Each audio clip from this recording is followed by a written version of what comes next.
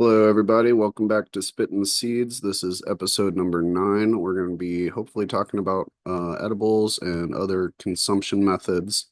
Uh, Please bear with me here. I'm trying to get myself set up. I was a little rushed this morning. There's that. And let me get the link pinned for anybody that wants to join. Oh, that's not it.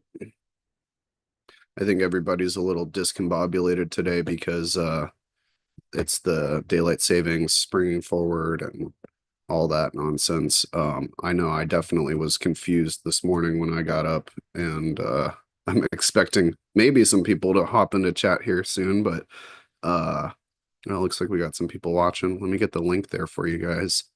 Give me a second here. Where we at? Copy invite link. There we go. Oh, nope. There we go.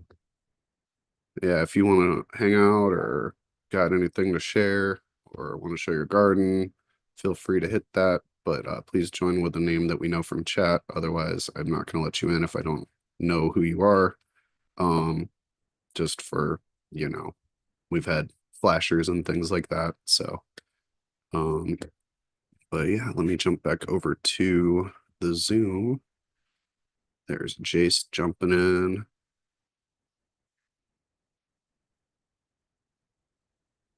Hope everybody's doing well. What's up? What's up, Jace? How you doing, man? Hey, what's going on? Talking about edibles today? Oh yeah, definitely. If you're up for it, we can get into that some. I know you're the gummy guy. I don't know gummies very well, but I know butter stuff and cookies and things like that. So Butter stuff. That's that horse on Half Baked. Oh no, it's butternuts. Buttercup Buttercup. with some pink popcorn.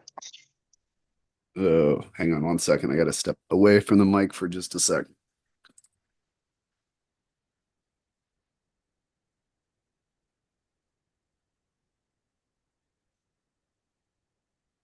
And I'm back.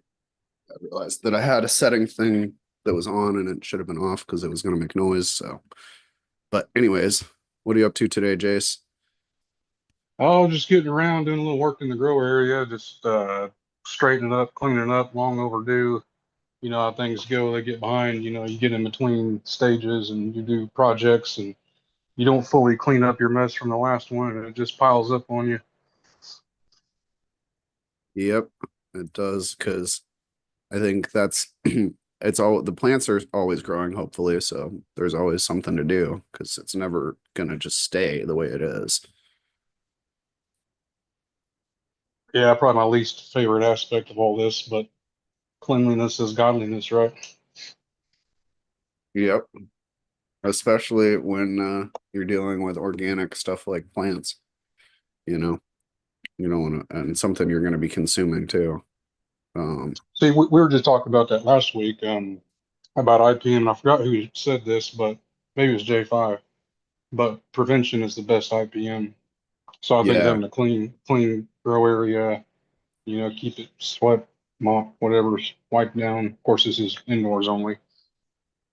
yeah. Well, even outdoors, I mean, you wouldn't want to have like trash and shit near your garden and you don't know what's leaching into the ground and stuff or what's going to attract pests and things. So, yeah, if you're throwing like if you have like a garbage heap or something near your weed plants, who knows what's going to be interested in the garbage and then kind of wander over to your plants and shit. So that's just a quick example, a poor example, but IPM I get you. and keeping shit like being on top of it. Yeah, they say an ounce of prevention is worth a pound of bullshit at the end or whatever. I don't know the last part of that saying. I believe it though. It sounds good. Well, Man, I was I feel like yeah. I'm on your time now. I'm the East Coast time. Did you guys switch today? Yeah. You did. And hmm I I woke up woke this up. morning. Yeah, go ahead. You tell I yours woke and up. it's gonna be the same as mine. I woke up like at 7:15, 7:30. I was like, oh shit, I slept in late today. And this, it says it on my phone. And then I go in the kitchen and the stove says 6:30 or whatever. So I was like, oh shit, it happened last night. Yep. I was supposed to be doing a mushroom therapy thing last night, and I just had this feeling that it wasn't the right day to do it, so I didn't do it. And then I ended up having a thing that took like an hour of concentration about 20 minutes after I didn't take the mushrooms, and I was like, good thing I did that. But I ended up eating a lot of butter, and I went to bed at like, I don't know, 9:30, and I woke up and it was like 10 to 9, and I was like, holy shit, I have never slept that long in like years and years. And then I realized, oh no, wait, it was still a long time to sleep for me, but the hour behind or whatever, we jumped forward, and it wasn't quite as long as I thought it was. When I woke up, I was like, fuck, I missed a bunch of stuff I was supposed to do this morning. Yeah, I haven't taken any psychedelics in a while, but I remember, man, you got to be, especially like when you're first getting into it, like you really got to be in a good environment, a good place, and you got shit like daylight savings time fucking with you. You don't want to be doing that. Yeah. That's the thing though. I've gotten to the point with it because I microdose so frequently that basically it's like an intuition thing. Some people that do it say that the mushrooms speak to you or whatever, but I find that if I'm supposed to be taking a dose and I go and I reach up and I grab the jar out of the cabinet, I will know as soon as I touch the jar whether I should be doing this or not. And sometimes it's like, oh no, put it back right now. Like that's not a good idea at this moment. There's no specific reason for it other than my mind is telling me not the time for it. Maybe I got Yeah, yeah, some sort of like underlying anxiety or something going on that I'm not like consciously aware of, but my subconscious tells me, hey, mushrooms are not a good idea right now, or something like that. So that was kind of the feeling I had yesterday. I was just like, I know there's going to be something I'm going to have to deal with coming up here. Or I had a really strong suspicion. So I erred on the side of caution and I didn't take any, but I did eat a lot of butter instead. yeah. I totally get that. I wish I had that same mentality with my diet. I wouldn't be so curvy and fluffy. Huggable is the word, bro. Put that cheeseburger down. It's not the right time. Call it the dad bod plus. Hell yeah, That's 2.0, man. right. Shit. Yeah, I have trouble with that too. I get the munchies and then I get into the sugar, and that's the problem.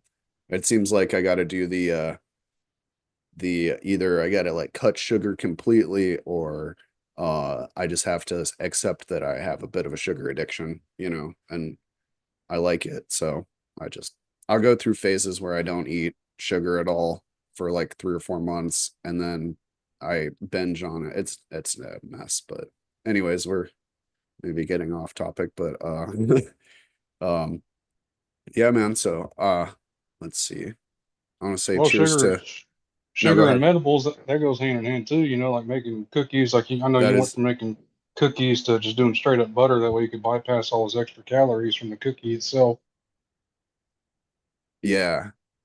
Yeah, that is part of I switched to a keto diet and I went from the cookies to just eating straight butter with a spoon, which is pretty nasty, but it works. Man, you can But make you can make some like cinnamon butter. Like put a little cinnamon in that. Maybe it'll take the edge off of it.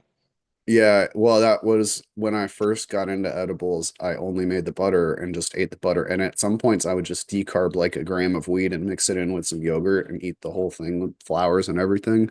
But I would take the butter, I would take a scoop and put brown sugar on it and eat that.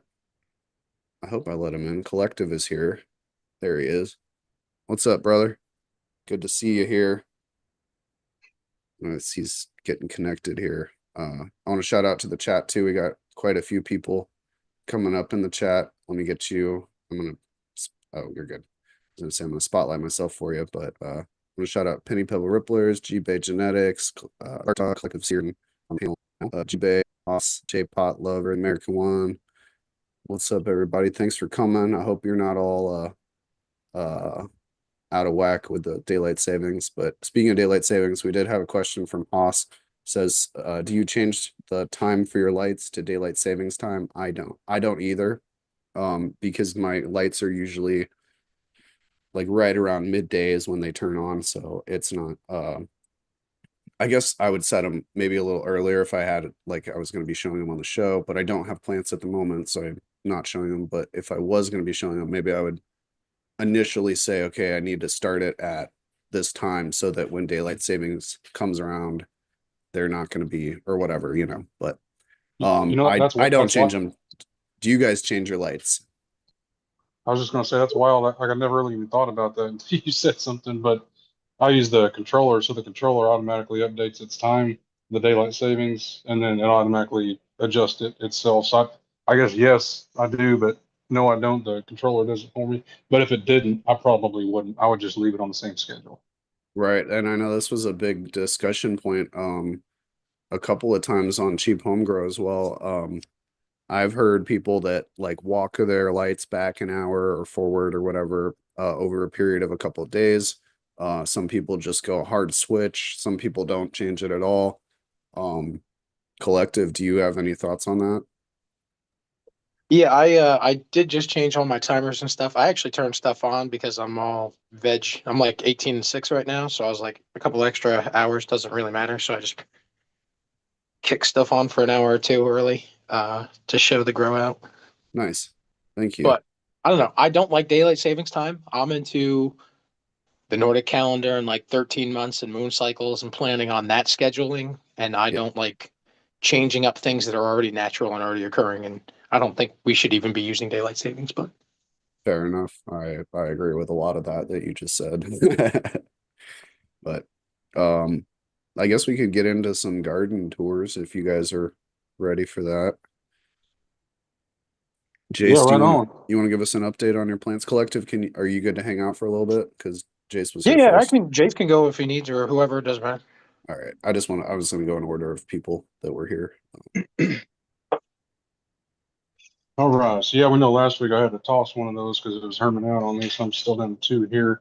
But yeah, it's looking good. I came in, I thinned it up a little bit. I like to take the leaves kind of out of the middle, especially if they're like overlapping or really causing problems in there. You know, if it's just so dense that your air can't even get through, and then just clean up the bottom. But yeah, this is the Queen of the South, man. This thing's smelling good. It's like sour oranges, kind of like or like a almost like a Flintstone vitamin kind of smell. Like it's very distinct. I really like it, and it's starting to turn purple a little bit. But that's good. I'm only in week 5, so they got some time to go. And then Goth Girl, man, she's a big bitch. Look how tall that thing is. It's Got to awesome. be at least 4 foot tall. Hey, I got a question for you. When you first had that Queen of the South and you fell in love with it, was it a purple strain or was it green? Yes, It was yeah, it was purple. purple. All right, Uh-huh. awesome. I was just curious. Something about purple weed. I don't know. Maybe it's just me. I mean, I could be crazy, but I think it hits me differently. I like it. And that There's a Goth Girl, different she terpene in there. I can't remember what it's called, but yeah, the purple stuff gives me a rash.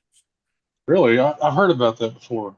Yeah. I'm lucky I don't have that. I've got that with cilantro. I got that soap gene. I can't do it. Mm, But yeah, she's stacking pretty good up there, that Goth Girl. I think she's gonna have some good buds on her. it's awesome. I'm happy to hear that. Once- Yeah, once they fill out, that's gonna be one solid cola right there. And then clones are still going. They're just keeping them alive. I'm giving them half strength veg newts right now. Only have to water them like every 2 or 3 days.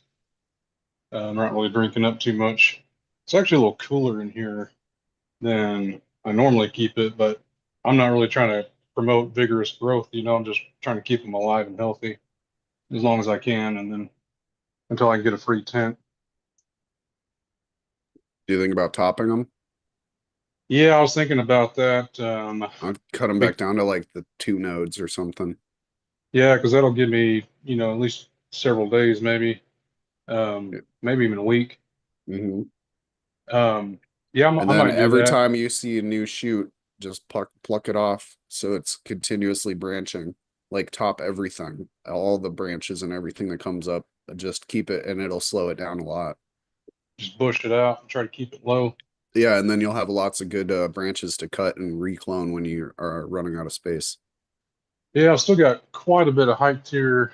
I got at least 8 inches maybe to the light. Of course, you don't get them all the way up in there. That's the problem I've got in the other tent. Um, yeah, I need to get the timing of this right because I want to grow all 3 of these in one of my tents. So I need 3 more. So I need to pick 3 or 3 seeds at least, or 3 plants for the other tent. So I need to Those will be from seeds, so those will take, maybe at least a week or more to catch up to these, depending on what stage they're at. So I just need to get that timing down, so they're pretty much at the same stage of growth. When I start in each tent, that way I can flip them at the same time. Try to keep on the same pace and the same schedule. Timing is critical. And then over here, this is the overgrowth. I had to tie some more of these back. In the back, I've got one going up behind the light. This little Did you give thing, him the gangster lean? I gave him the gangster lean. Hell yeah. I drank some lean and gave him the gangster lean. I didn't drink any lean. But this one, look at that, man. I think he's trying to get to the light. See how she's bending over at the top? Because it goes up above the light, so it's trying to Yeah. bend itself down towards the light. Well, maybe you could do a little super cropping on that very top node there and help it bend over a little bit more. Yeah, I don't know how they're going to respond to having no light, at the very top. I've never ran into this issue before. I've done this before, like in a greenhouse, but you still get natural light, above that. So that's never been a problem. So worst case, I can just snip the tip there. I hate to lose those tops though. Yeah. No, I've had my own plant, the Wychin purple landrace thing that I grew that was fucking crazy. Went way up into past the lights up into the very corner of the tent. And And the it top, was it still looked fine. fine. It was still fine. It was just that it wasn't producing any like energy up there, but it was fine. Like it was moving stuff it needed from other parts of the plant that was getting light. Yeah, so I was thinking about that because I think you had mentioned that the fan leaves right below the node site or what feed that node site. So if those aren't getting any light, are they get like you said, they could be getting it from the other parts of the plant that are getting light. It's similar to like, you have an electrical grid for the whole plant or the whole country or whatever, and like maybe a local one goes down, but you can still move, energy across the whole thing. So the plant would be able to still move stuff that it needed. It just wouldn't be producing the energy that it needed right there. So it would slow it down, but it also wouldn't stop it from growing, as far as I understand it. I think this is a Gelato 41. I think so far it's putting off the best buds, like even down, they're pretty decent size. I still got a little ways to go though, of course. And then I've got that one back here. This is that one I super cropped. You can see where the leaves had started to die on it. It bounced back. So I was really shocked on that. I bent the hell out of that thing. It would probably be, a good 6 inches above the light if I would have kept letting it go. And then this is peyote forum. It's starting to get some nice orange red hairs on it already.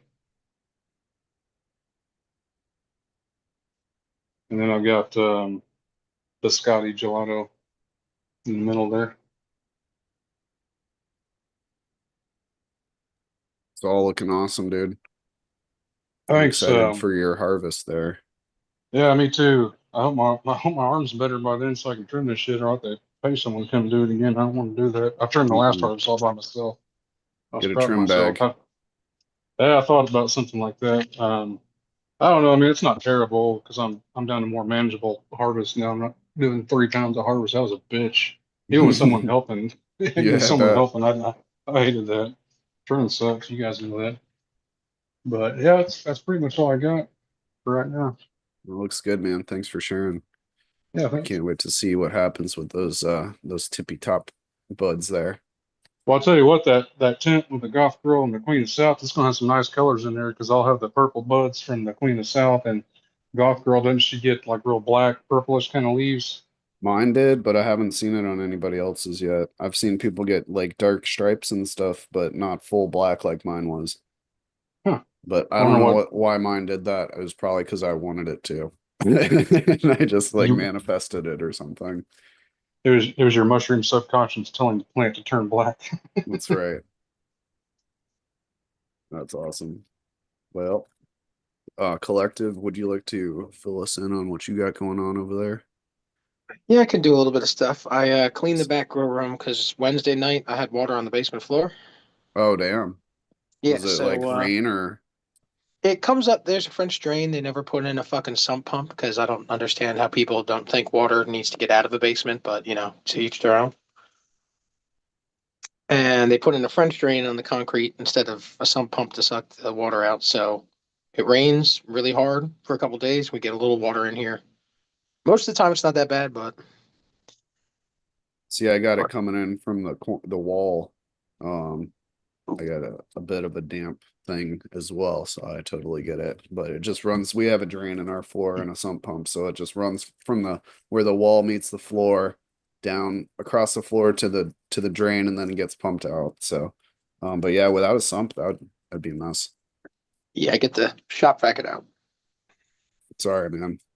Yeah, it's all right. The Milwaukee fans actually do pretty good. I charge them at work, and then I just bring them home and put them here to run air around in the basement, and it does pretty good. Within like 3 days, without the dehumidifier running, all the water was off the like all the moisture was off the floor. That's good. But yeah, this is the veg area. I got 7 of Violet Beauregards going. Um, I'm trying to do some basil in the middle on that center one. What else?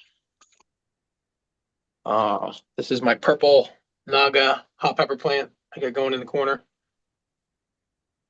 That's the ornamental, huh? It's something. I think you can eat the purple Nagas. I'm not positive, but I don't think it's. I don't know. I know there's like some of the colored ones are ornamental, but they're still edible. Yeah. I don't know. I think I remember you saying something about it's a ornamental or it's a pepper that turns like a bright color. So Oh yeah, I had some of the jalapenos I had the other year turned like real dark, like almost purple, and I was like, oh man. it's awesome. Goth Um, jalapeno. Sorry, go jalapeno. ahead. That'd be good. I had those Kush cleaner experience. It was like GG4 times Master Kush. I only got one girl out of all of it, and I'm trying to re-veg it so that way I can take a clone or two off of it, and then I'll flip this back and let it finish off. But You're not one out very of far 10. into flour on that one, are you? No, I flipped it just to see sex on it, and I pretty much just put it right back in the bedroom, but it still wanted to shift, and Mm, it grew hairs, and now it's starting to slowly come back. I gotcha. But I'm hoping she doesn't give me a problem, and I can get a little like inner growth, like a node or two, pop out, Mhm. and then I'll just snip one of those and take that as a clone. And There you go. I don't know, probably pull it down a little bit, and I topped it once, but I'll probably do a little pull on it and get it to come down, so that way I get more even growth when I try to flip it. Uh, where are we going? I can actually go over. Go here. I'll go over to the other room where I got all the flowering stuff.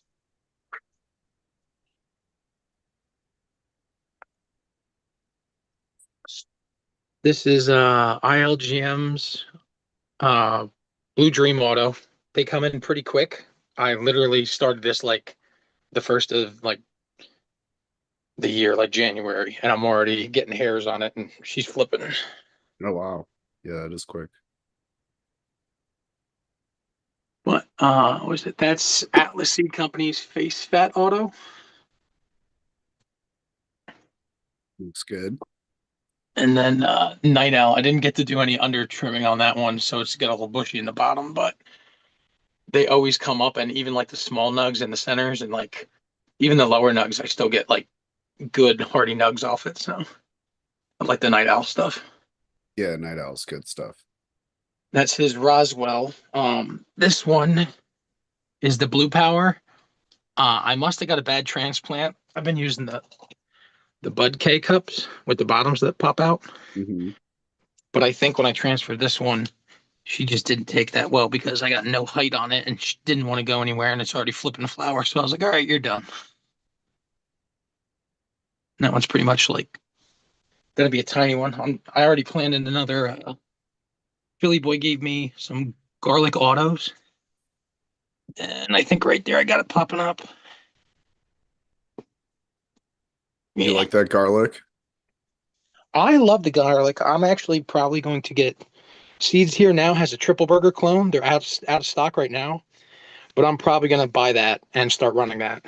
Mm, I can't stand garlic, so it doesn't appeal to me personally. My wife loves it. I can't stand Tropicana anything, Trop cookies, Trop, and like I just got an awesome one of the most beautiful bags of like great looking bud I got from Philly Boy, and it plays platinum turple, and it looked phenomenal, like high time stuff. Gorgeous crystals all over it, really dense nugs, and just the flavor on it, I just don't like it. And that does happen. Every once in a while, you get a cart and you're like, oh, that's the Tropicana. Yeah. Yeah, I can there's something that there's I don't know what it is, but there's definitely some terpenes that are definitely not appealing to me. But well, to be nice, I still smoked it all because you can't refuse and gotta You enjoy the just stuff. put it into your butter or Oh, something. but no, I Yeah. ripped a. Ooh, garlic butter. Garlic butter. Put it on your steak. Oh, yeah. Anyway, sorry. Please Oh no, you're good. continue. I'm over here by the what's it called? I'm in the hot water room, so it just kicked on, and I'm like, I hear a fan running right next to me. I'll bounce back over to the other room. Oh, I couldn't hear it. I don't know if that was the Oh, really? reason. Yeah, no, I think you got like a background correction maybe. Oh, okay. Then I'll bounce right back over. Trying to We'll let you start. know though if it gets disruptive or anything, but Okay. there was I'm no trying to problem. start up my what's it called? My seed starts. So I got a bunch of peppers upstairs. Actually, here's some more. These are the red chilies I got from my Vietnamese neighbor, Nice. and I got these soaking today. I'm gonna put these in, spread them all out over at least one of these, maybe two, and then I'm gonna use one for herbs like parsley, oregano, basil, maybe thyme. Nice. Yeah. What else? This is I put another Night Owl Auto in. That's a Chem 91 because I didn't like how that one was small, so I was like, screw it. If that the garlic auto is coming up in this one, but I have enough buckets where I'll just throw it in something else. I think I still have an earth box open, so I could put that one in there. And this one, his blue power. That's what that is. But I just got bummed out that it was small, so I was like, screw it, I'm gonna start another one anyway. There you go. But I'll bounce back over the other room and just keep it on that because I was stand over there. For sure. But I set up a TV. Well, I had a wall mounted TV and everything. So I'm kind of set up for watching and when we do our Oh, casting. nice. That's awesome, man. Little smoke lounge is more chill for when I want to come on. Yeah. Come and hang out and get comfy. And I want to say welcome to Ice and I. How's it going, man? The plants are looking good over there. Yeah, sorry I was a bit later. The old time zone caught me out. Come on Yeah, an hour early. we got some weird shit going on with the clocks today. That's all. Y'all got daylight savings too? Uh, no, Is that No, just a dumb American thing? no, well, I'll let him we explain. change at different times. Yeah, so they would change. When do y'all change? Do you I don't know? know. I think that happened a few weeks ago. I'm not Yeah, sure. yeah. So they go ahead of us over in Europe. So that was because my parents used to live overseas, so I would always have to figure out what time it was over there. It's like you can add 6 or you can add 7. Oh wait, no, it's daylight savings for them, but not for us. It's confusing as fuck. So yeah, but I'm glad you were able to catch us. And no worries on there's never any obligation to be here at any time. So Yeah, just glad to have you. Want to give us a little tour of what's going on here? I'll spotlight yeah. I you. was just I was then checking for mails. Let me Looking try good now. there, nice and clean. Looks like you got them all cleaned up, ready to go. Yeah, I'm getting there. Like I said, normally I wait until the stretch is fully done and the bolt is up. Then I can actually see, you know, I started stripping all these off the normally I'll go for the first couple of nodes off every branch. Just take I'll take the leaves that grow back in towards the canopy. I'll normally take all them off. Yeah, but when it's all stretched up and everything, if we can get it to focus. Yeah. Oh, fucking hell. Goes in and out. Let me try and put my hand behind it. Yeah, I was gonna Yes. say maybe putting something behind it'll help. Okay, I see that. That looks like, is that a female? Not I sure, can't tell. yeah. Can't tell. It's got a round fucking structure on there, but Yeah, it looks it's like it also- could be either one. yeah, it could go either way at the minute. But yeah, I've only got four plants to check in here. They're at that stage there. They ain't really shown any pistils on them yet.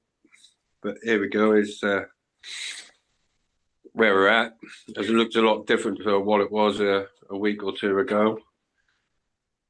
You know, Did you- once they start growing, they take off.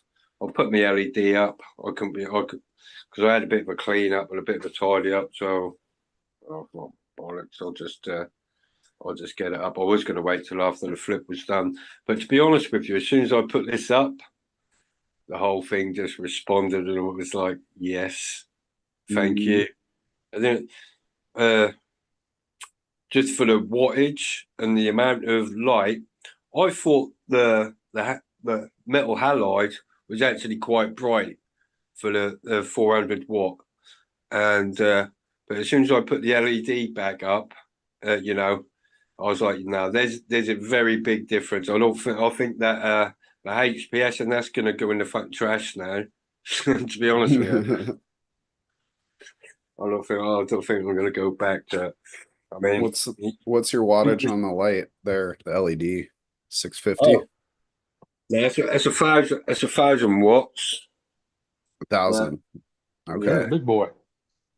But I only run it at, you know, I generally don't even really normally go over 50%, because I'm more inclined to run the light closer to the canopy rather than and dim it down rather than turn it up and raise my light up. It just, it doesn't make sense to me to be blasting 1,000 watts and, like 3 or 4 feet away from your plant. You might as well just get it down to like 6 to 8 inches away and just dim it a little bit. Yeah, as you can see, everything's got that nice, vibrant, green, nice lush colour going on. I see a thrip in here a little while ago, so they ain't got no flowers on them yet. The pre-flowers are not even out, so I'm going to give them another spray. I'm probably just going to use just neem this time. Yeah, this is this pot here is 4 in here. These are all the Franco's lemon cheese. These are super lemon haze cross RS11 or pink candy, and that could be the same for that one. I've got the labels mixed up, but yeah, both of these are RS11 super lemon haze. One's crossed with pink candy, one's crossed with RS11. But yeah, there's 4 in there and 4 in there. These ones, this is the blood diamonds across the grape hoolie. It's standing up pretty tall. It's got some nice toppage on there. I'll give that a little wiggle. You can see the entirety of that plant. No, actually, that's that one. Just this one might be. I'm not sure. It could be a Exodus cheese cross GMO, but that could be either, because this one's really slow and it don't want to veg, and I'm pretty sure, from what I understand, people that grow the GMO, so it takes really long to veg. This is just taking forever. You can see it's the same as it's the same as everything else, and it's just didn't really want to do anything. And this one might be the Exodus cheese Cross or F2, Exodus G's, no, it's Hellraiser's OG, OG Kush, Hellraiser's OG, Cross Exodus G's. I'm gonna send you some plant tags. You know, yeah, if I can be asked, you know, I mean, I ain't got labels or anything. I have got tags. I'm a bit of a, yeah, I know what it is, and I'll remember where I'll put it in. And probably that when I did put them in here, I might have took a video or something just to cement it. But you know, it's short-term memory and all that. I mean, And it's like you're growing it, you're gonna smoke it. Do you really need to know what it's called if you know what you like, you know? I don't know. yeah, But also I do that shit well, too. I'll I'll know label it what it and is yeah, by the time it's got some decent flour on it. You know, I'm going to be able to tell. yeah. Yeah, I'm just and giving these, you some grief. I'm not trying to criticize or anything. that's all right. It's just the way I fucking roll it, you know, dropping seeds and everything. That's Yep. no biggie to me to not know what's what until it's done. But yeah, these are all my ones, all my seeds. As you can see, these got that off. You know, these are vigorous Is little that seeds. one that you had your eye on that smells good? Yeah, this is the one that's Yeah, funky, that front really corner one. funky. It's got some nice fat leaf on there, and just you know, I ain't even done a stem rub. This is just off the foliage, and that's yeah, I'm looking forward to it. I would say it's a sort of a sour, mm, just weedy sour. That's why I'm like, it could be a male because sometimes I don't know if you've ever noticed that some males have that just weed smell. That hasn't got really a fruit or anything. You're like, oh, it just smells like weed. Straight ricin, maybe. But yeah, these are all sort of coming on all right. Done a couple of tops in here, couple of one fin. But yeah, if any of them turn out into a male in there, we're just going to get plugged in straight in the hole. Once it's all stretched up and reached up or whatever, I'll probably take a few of these, put them in some 2-gallon plastic pots, and I'll just slot them in. Maybe even if I've got space in the beds, I'll just slot a couple in. Yeah, these are all ready to come out. I only potted these up a few days ago, or you know, whenever we were last on the show, and already these are just filled out the pots, so they're pretty much ready to go. And these are just sat in here because I still ain't done nothing with these ones. Just left them struggling. But yeah, these will probably grow up tall and skinny, like them. You know, they're not going to stretch out because they're in that narrow little pot. So I generally find the width of your pot at the bottom generally sort of like determines how wide your plant will be on top. Slightly wider pot, slightly wider plant. You can see the comparison. Okay. That's interesting to see it like that. Yeah. Hey, what about those ones that you put all those like 12 into the one Yeah. pot? Right, yeah, let's get to them. I just remembered. Oh yeah, there you go. I've pulled some of the ones that weren't looking like they were doing any good. I just ripped them out. Yeah, because they were. No, I hadn't really bothered with this too much. But yeah, it's got a couple of it's decent. Maybe that one will come out. Maybe this one will come out. And I'm That just one gonna. is a beast right there. Yeah, this one. It's probably a Yeah, male. yeah. No, soon enough. I can't tell. No, it's just that first stage. You know, I always let them go. Some people will pull stuff like this when they're like, "Oh, I'm not too sure. I'll just in case, I'll just pull it." You know, it looks a little bit round, ballish to me, but I'll wait till there's more than one. You know, when you got multiple, like a cluster, that's when you know for sure. And yeah, these are from that veg tent. The ones that I said was struggling the most. I said I'll just go and pot them up. Yeah. Rather than do anything with them. And yeah, that's these two here. So yeah, they're just gonna get, as soon as they get pre-flowers on them, I'll decide to, I'll see whether they're male or female and see what I'm gonna do with them. But I can always plug hole in here, and I've got all this space here that I can just, I've got another one of these, or about a 651 version of this. I can always just plop it if I need to. But generally, I find that I can just widen this out a little bit, raise the light up a bit. That gives it a little bit more coverage, and I can just probably get a row of plastic down there in between. If I just pull this out enough to get a sort of, a pot maybe just a little bit bigger than this, just down these centers, and I can just work the space up a little bit. And because I like the advantage of having these 30 gallons, so I can now pull these out, rotate them round. If I think this plant is now overgrowing onto this one, or I can just swap them round like a jig and just make them fit into the light. If you get what I'm saying. If I had a bed, there'd be no chance of moving anything, and I do like having the ability just to grab one of them big pots and just rotate it.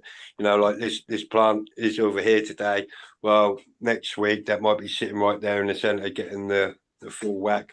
I'll just put it out here on the edge, because you got less light. It's going to encourage this one to be a little bit, come up a little bit more than this one, where the light's, yeah, that's the way I do it. The smaller ones that you want to grow taller, keep them to the edge of your light. Hopefully, because there ain't enough light, they're going to try and stretch up together. Whereas the ones you want to keep, you want to try and even it out. You want to bring them into the center of the light, so they don't need to stretch anymore. And yeah, that's why normally you'll see I'll get the edges of my canopy normally all sort of like, they do come up quite well at the end. But yeah, I've ran on for a bit now. No, you're good. Thanks for sharing. We don't have any more garden tours to give, but we could definitely get into some talk about edibles or other ways to consume the plant. If anybody has anything that they're like want to share, or I can get into how I do my edibles or anything. Thoughts? Yeah, I can start off. I'm pretty new to making edibles myself. When did I start? Like a few months ago, maybe. But I did the cheat code. I just bought one of those Ardent FX, so it's all in one. It decarbs and infuses. So when I first started, I would make butter, and I was making cookies. I had no idea what I was doing. So actually, everything I learned from Seed Person. I had no idea about how to, decarbing and what oils to use. How to bake it in, and just get a good end product out of it. What the dosage was, strength, just kind of guesstimating. See, I was making mainly just cookies for a while. I think I made some brownies a couple times just out of infused butter, and then I got into making gummies because my experience with edibles, I think everybody's probably had a bad experience, where you just get too far into it, you take too much, and you're in a bad spot for a long time, and that's not a good feeling.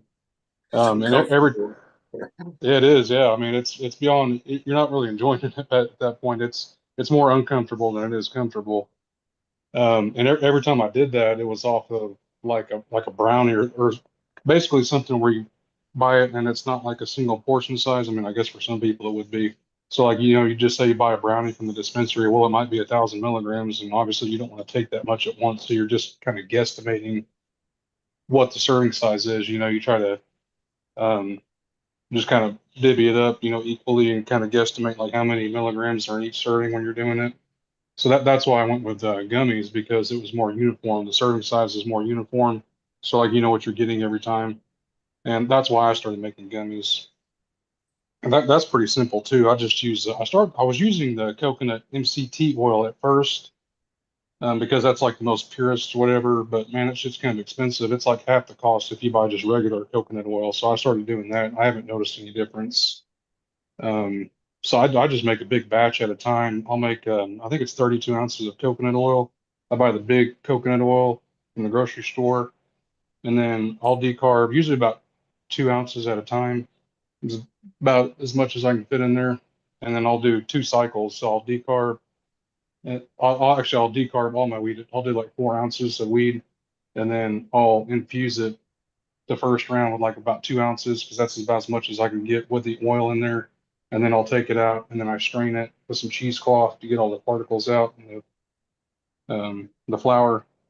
And then I'll reinfuse it with the other 2 ounces of decarb weed I've had. So it's like 4 ounces of weed to 32 ounces of coconut oil. And then I just make my gummies out of that. I just use Jello. I also use sunflower lecithin when I'm infusing. That's pretty much it. I'm pretty basic. Like I said, I really haven't gotten into much into it, but I might expand on it, eventually, because there's just so many things you can do with it. I mean, you can use it way more than just gummies or cookies. Yeah. Um, let's just run over the basics real quick if there's anybody that's new to edibles that's listening in. So when Jace is talking about infusing and decarbing, cannabis, the what the psychoactive ingredient obviously is THC. But it comes from the plant generally in its acid form, so it'd be THCA. When you heat it up for a period of time at lower temperatures, so like I always heard when I was first starting to put it in the oven for 45 minutes at 220 degrees, and doing that the low heat over a period of time will break down the acid off of the molecule chain and convert the plant into its form that's able to be taken up in the stomach and intestines and things like that. So heating up your cannabis is going to be important when you're making edibles. To decarboxylate it is the term. So um there's lots of guides out there, and some people do it at different temperatures and for different times, and there's not really like a wrong way to do it unless you're ending up with like burnt weed, or there's no heat. So yeah, you can look it up. And I use an infuser as well, just like the one Jace has on his screen. Mine is by the same company. It's a smaller model, so mine is the Ardent Nova is the one I use. But it basically, it'll you put your flour or trim or whatever in there, and you set it, and it'll keep the temperature in there at a steady rate for however long it takes to convert it. And depends on how much flour is in there, honestly, because I put in like I filled the whole cup up completely with flour, and it took like 2 hours to do it. But I put in a little bit of hash, and it only took like 40 minutes. So it depends on the amount that's in there and everything else. Ison, you look like you had a comment.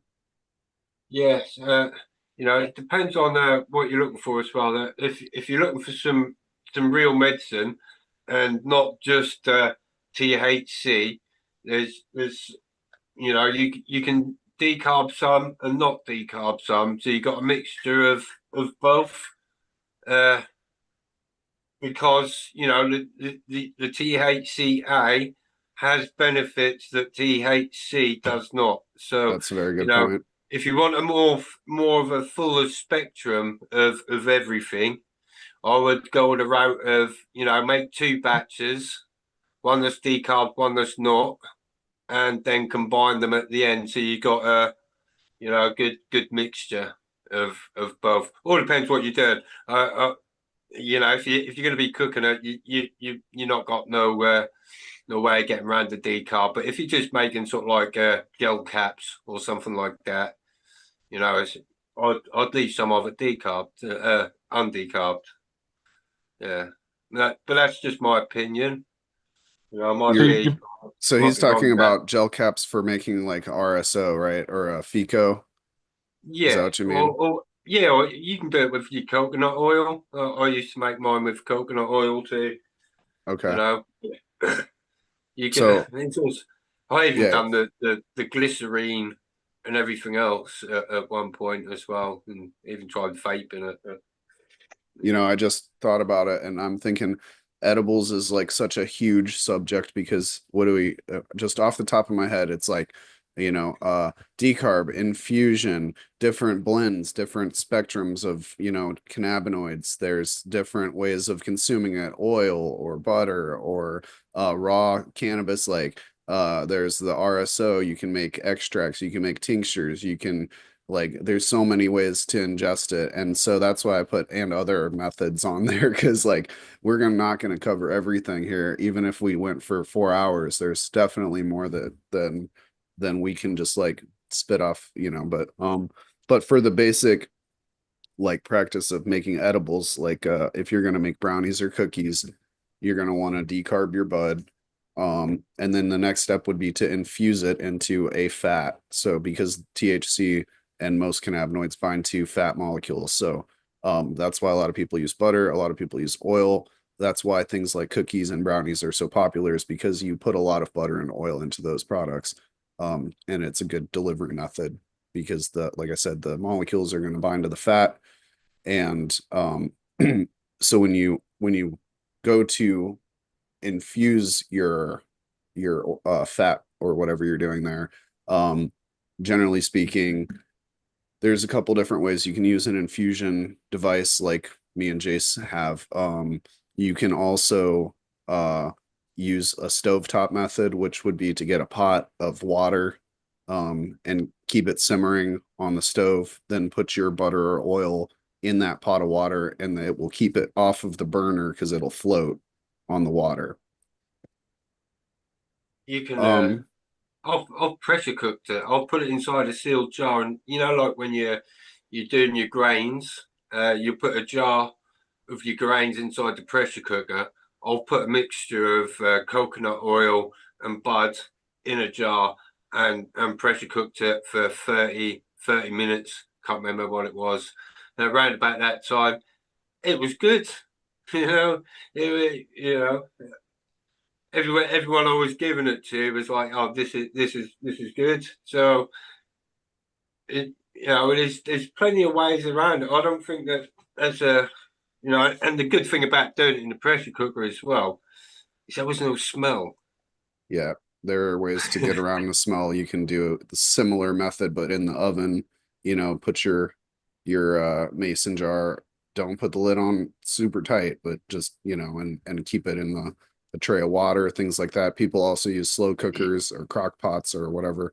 Um, but again, it's time and heat, same as the decarb process to infuse. So, and again, going back to the medicinal purposes, the THCA is a very good has very good medicinal benefits, but if you let it decarb longer, you're going to break that down from THCA to THC, and that's going to start breaking down into CBN, which is a very good cannabinoid for sleep, and it's the one that gives you couch lock essentially. So we can talk about like letting your plants go longer. The longer they flower, the more CBN is going to be in the buds. If you're trying to produce CBN, you can also let it decarb for longer, which makes good sleep medicine in edible form as well.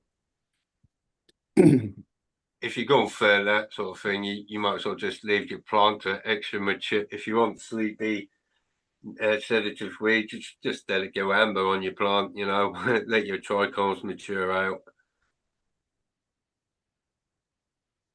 Yeah, Operation Annihilation in chat is also talking about just eating the like oil that you smash your nugs, and you can take that oil that you get out of the what's the word I'm looking for here?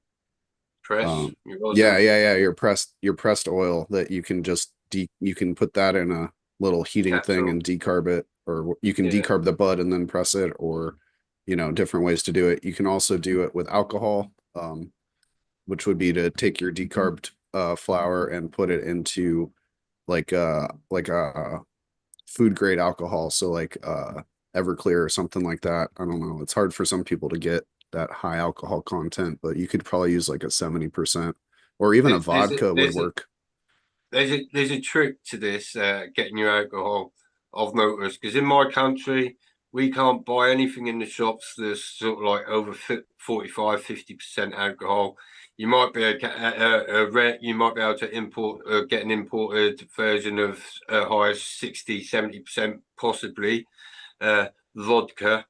But if you just Google organic extraction ethanol, you will find there's a lack of regulation, or you'll find people that are selling it. I don't know, but I was able to buy it on eBay, and it's come from locally from down the road from me, and it's 98% or 198 proof organic grain alcohol. And it's actually listed for extraction alcohol. So maybe instead of looking for the proof of alcohol and everything else, just look for the term extraction, because I'm sure there's plenty of people or businesses that are using extraction processes that don't have to go through all this red tape, and whatever regulations. So I would imagine it is a little bit of a specific term, and you should be able to find it. And there's another method of you can go a step further with your Figo if you really want to. You can make some of these silly THC drinks where you make your extract water soluble, and the process is you get a sugar which is a maltodextrin is the sugar base. You put your FICO and you mix it to a certain amount of the maltodextrin. You chop it all up. It's like a powder. You chop it and you blend it all up together. Your extract or your FICO, RSO. You mix it all together, and then you bake that in the oven. Certain temp. You can just Google it and find out, and that will turn your THC into something that's water soluble. You don't have to have the fat. You can just then put that in a drink. Right. That's how they're making these soft drinks and everything else.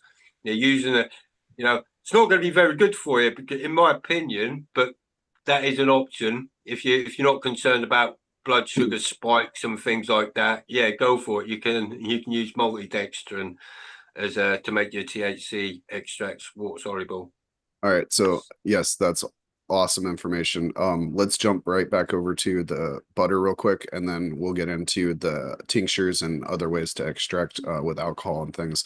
Because I want to get into that, all that stuff you just said. So we're at the infusion process. So you have your decarb flour. It's been in the fat, the oil, the butter for, however long your Googling has told you to do for the temperature, or your machine is done. You would simply strain that with a cheesecloth or something like that to get the plant matter out of it, and then let it cool off, and then use it in baking. When you do your infusion, like Jace was saying, you can use something like lecithin that's going to help bind more of the cannabinoids to the fat molecules. That's definitely a good ingredient to look into if you're trying to make very high cannabinoid content butters and oils. Yeah, and I would use ghee over just regular butter. Or do your own clarified butter. Right, it has a higher fat content, so it's going to absorb more as well. The milk solids, you got less chance of it burning, and the milk solids, they've got proteins in them that denature, and like they go brown. But it will the milk solids will add a bit of caramel to like you say, when you do the brown butter, you get that caramel flavor. You can get that. You won't get that if you take the milk solids out. So yeah. Horses for courses. It depends on what if you want to just sort of like consume a butter with a like a caramelly flavor, I'd leave the milk solids in there. But and then again, you might be lactose intolerant, but you could still go with the ghee because it's got the milk solids removed. You could also use something like olive oil or MCT oil, or I wouldn't recommend canola oil just because it's horrible and it's not a food product. It's not good for your body, but in theory, you could do that. Any kind of oil that has a high fat, that seed oils obviously olive oil. controversial, know, but olive oil is good for you. So, and it's yeah. any of those with the MCT, because olive oil is has MCT in it as well, and that's what's really good for your brain and your body is those medium chain triglycerides. Um, so definitely something to look into what you're infusing into. Because you could just do MCT and then get a dropper and dropper that onto your tongue or into your food or drink or whatever coffee. Um, but yeah, there you go. He's got some MCT right there. It's powder, that one. Yeah. This is it's just easy. You can just if you wanted to, it's easier to work with than a liquid, the powder. But I don't find this ain't that. I put it in my coffee and it just lumps up and stuff. Yeah, It's I not was that. gonna say if you're making bulletproof coffee or yeah, it's bulletproof coffee, right? That's the Yeah. stuff. I used to do that with CBD oil that I sold when I worked for a company that did that. And Yeah, go ahead. sorry, you were talking about straining and whatnot. Yeah. Oh, yeah. Your extract. What you want to do your straining is a Brunkner filter, whether you're doing oils or alcohols or something like that. This is going to save you hours. Rather than waiting for that to drip through a filter and everything else, you just whack a little suction pump on here. I use a bilge pump, what you use just for pumping out, or overspilt oil or anything like that. It's just like a hand thing for, I can't remember, $10 or whatever. But I just attach that on there and just pump it like you're pumping up a tire, and that just creates a vacuum. And it all drains down into a collection valve. But yeah, get one of these Brunkner filters. It's only about $15, but that's money well spent. You can take down your extraction process from hours to 30 minutes.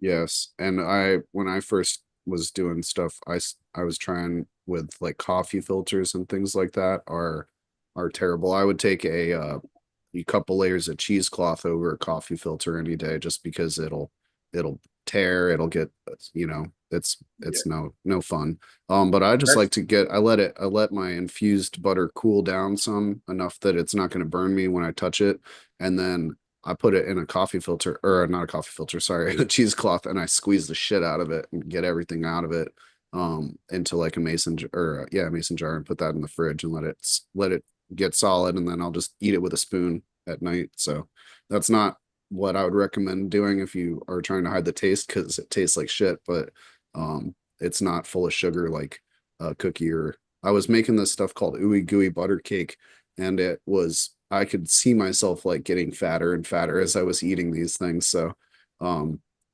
yeah, just think about health and consumption as well. If you're going to be doing it on the regular for medicinal purposes, eating, you know, 3 pieces of brownie a night isn't going to be the best for you. Uh, unless everybody's different. So do you, but talking about like more specifically like medicinal things, we can talk about doing some of these tinctures and alcohol extraction and stuff like that. Oh, what do you got there? Organic yeah. This is extract. the That's your alcohol. okay. That's what it kind of. It's just organic extraction ethanol, Mhm. and you know, I couldn't. If I was to look for 198 proof alcohol, I would never find a listing for it, and I wouldn't be able to purchase it. But for some reason, I can't remember whether it was on Reddit or somewhere like that. I picked up on this term, and I thought, yeah, it makes sense because how are all these people making their, herbal tinctures and things like that? You see them all over the place. All these extracted stuff being sold. How are they doing it? Well, this is it, There And you there's go. like I say, there's you'll find it if you look. So the ideas of um infusing things with alcohol is really, really old as a concept and like as a medicinal thing.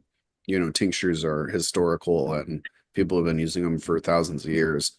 Um, what you're doing is basically you are breaking so what you let me see, what am I trying to say here? All right, so what we're trying to do here is we're trying to get the trichome heads off of the plant matter into the alcohol, right? And they'll be suspended in that alcohol. So the first thing you're gonna want, what's that? You dissolve them. Right. Sorry, I smoked two joints. So Dissolve my them. yeah. My my process for making a tincture, an alcohol tincture with cannabis would be to take some decarb bud and freeze it for like 24 to 48 hours along, put my alcohol in the freezer too. You want things to be as cold as possible. And that's going to help with breaking the trichome heads off without extracting any other plant matter. You're going to do like a quick thing. This is my process. There's other ways to do it. This is specifically called a quick wash ethanol tincture. That's Quet. that's more geared up. That process is more geared up for people that want to smoke that extract in the end.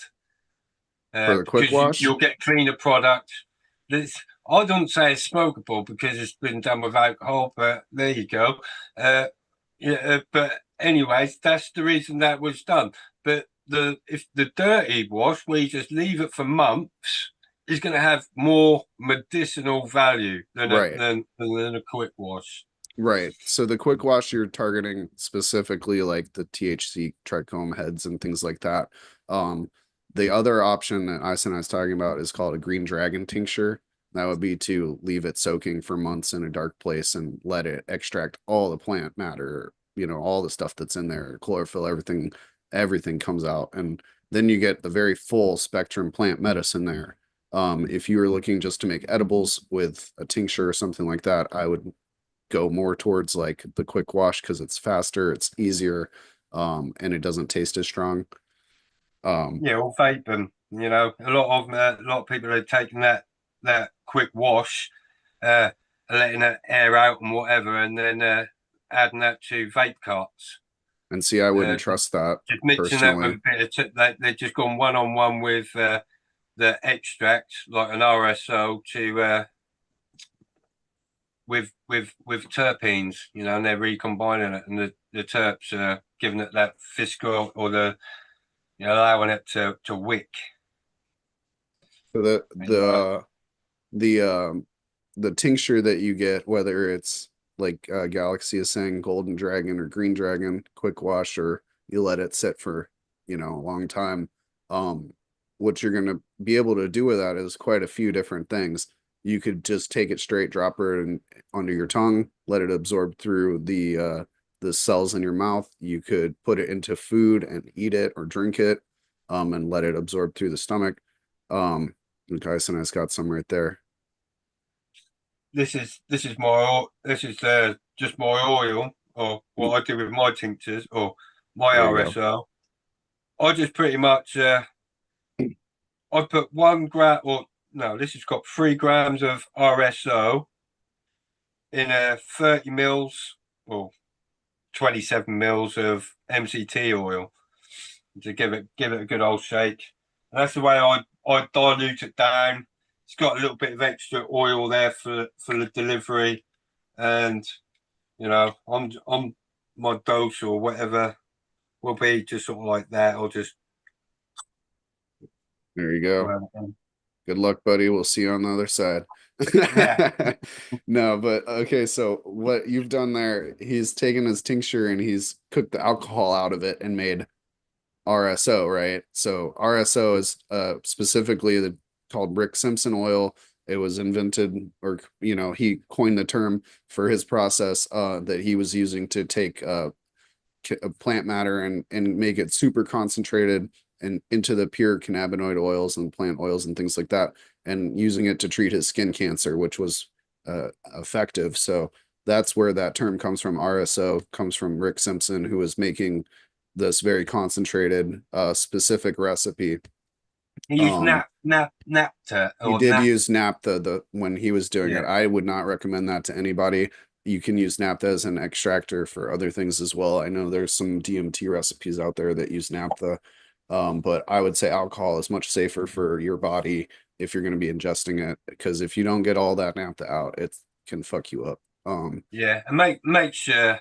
I mean, even if you've got a little distiller, if you can't get the alcohol, you could theoretically just get a couple of bottles of vodka and just distill them, and then you've got your extractable material. You know, just distill them first. Discard that first 10, 20 mils because that will be poisonous methanol.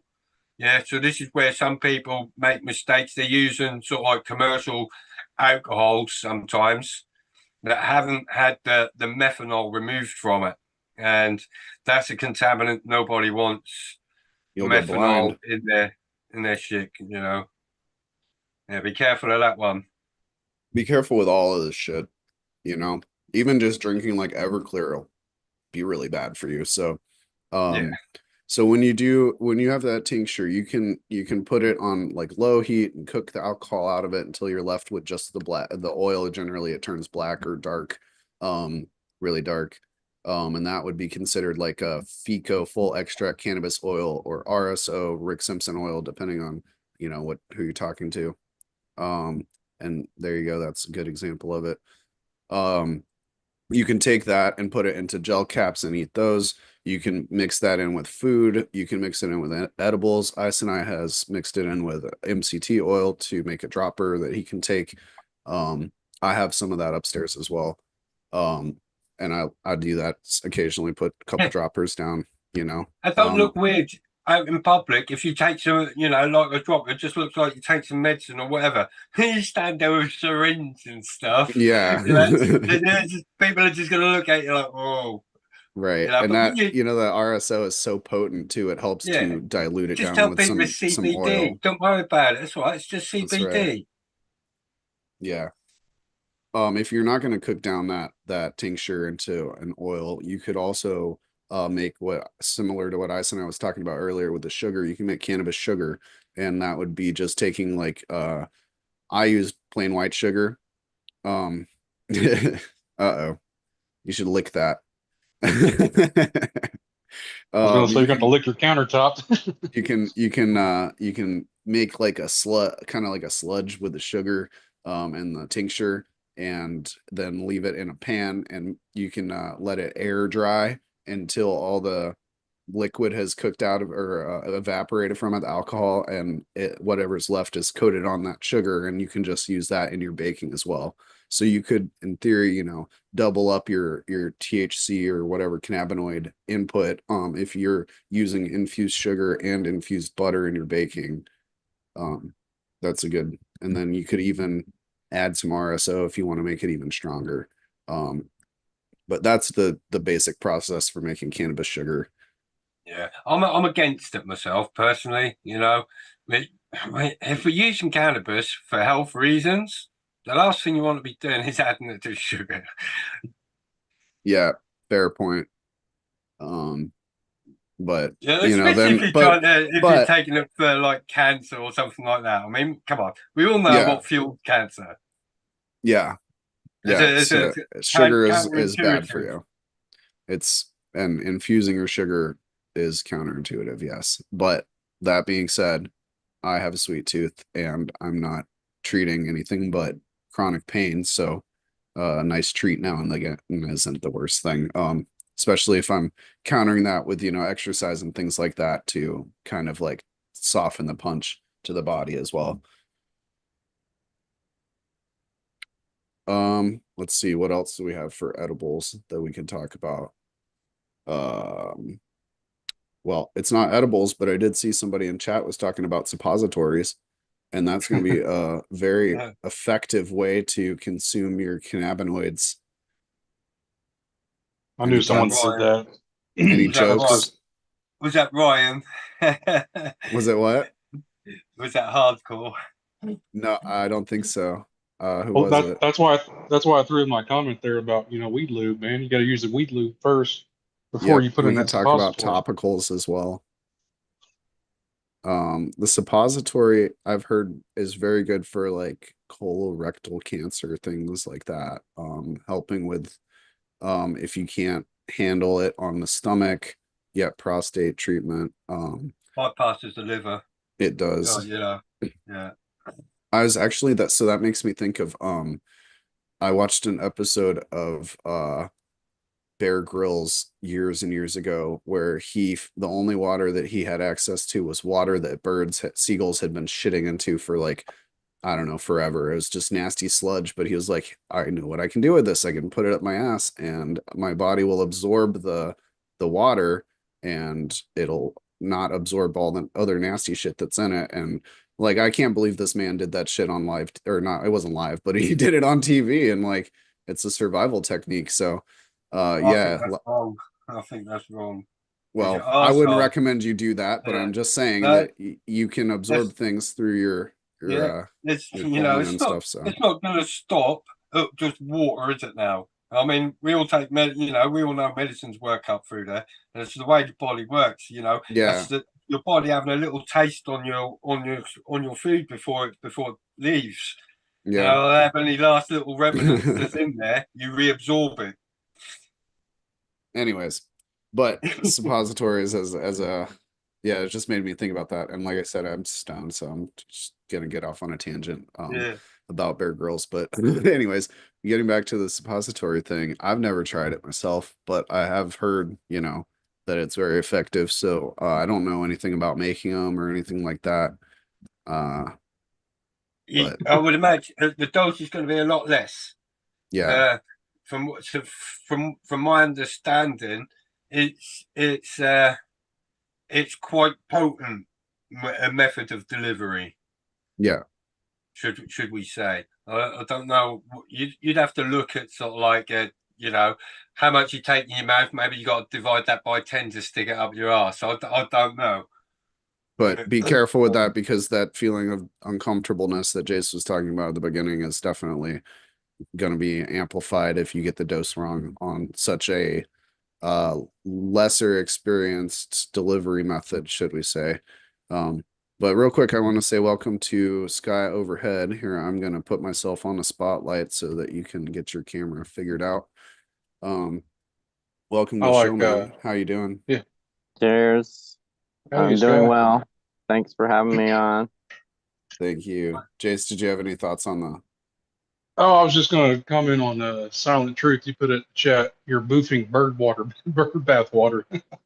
But that reminded me of the Super Boost strain. The Super Boost strain, I heard that's pretty fire strain. I've heard that as well. All right. Let's take a minute from the edibles talk and other stuff and let's see what's going on with Sky Overhead. Look at this. Sunny day out there, huh? Looks Sun's nice. shining. Yeah. I still only know that this one right here is female. That's the only one that I know for sure is female. And then I know that one down there is male. So I'm Into the kind of sharing juicer. that one with the chickens.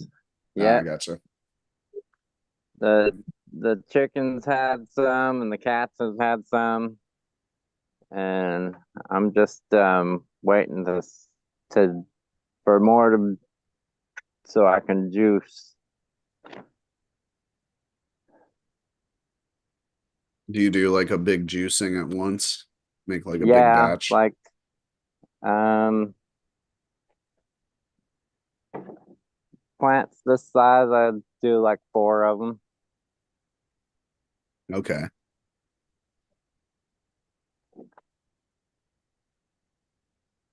You're looking good. They're doing pretty good. It's kind of had some cloudy days out here. They're kind of a little bit yellow. Um, they just went directly from the 18 hours of sunlight to 12 hours of sunlight. Usually when I transplant them, I'll give them like a week of veg first. But I didn't have any room under the light, so I just transplanted them, stuck them under 1212.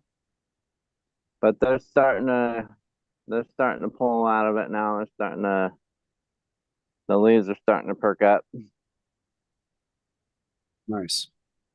Yeah, they're looking. I mean, I would rather be in the sun than under artificial lights, so they'll just Yeah. they'll adjust quick and then they'll be super happy with it.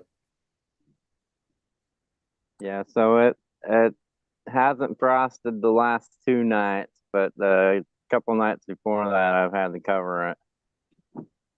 Mm, So like the temperature says it's only gonna get down to 39, and then I'll wake up in the morning and it's frosted. yeah, that sucks, man. But I'm glad they don't seem to mind it too much, you know. Yeah. Yeah, and then I've got the kale still growing with it. Yes.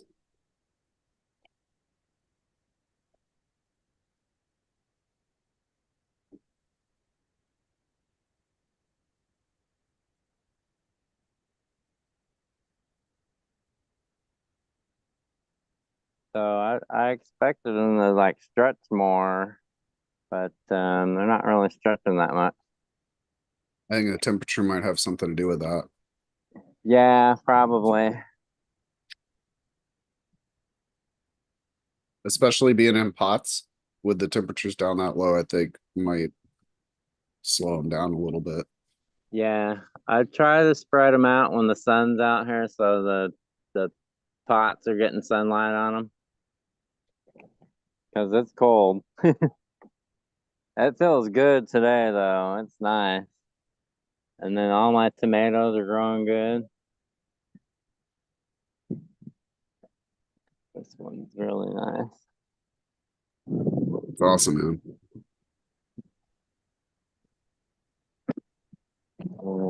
Patience, though, right? That's the thing. Gardening is all about patience.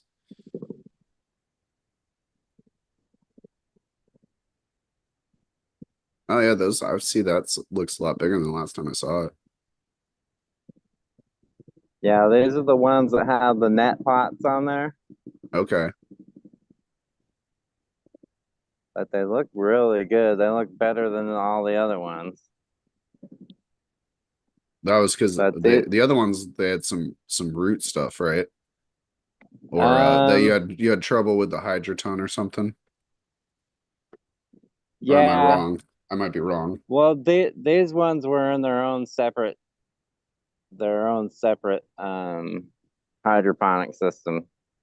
Oh, okay, I got you.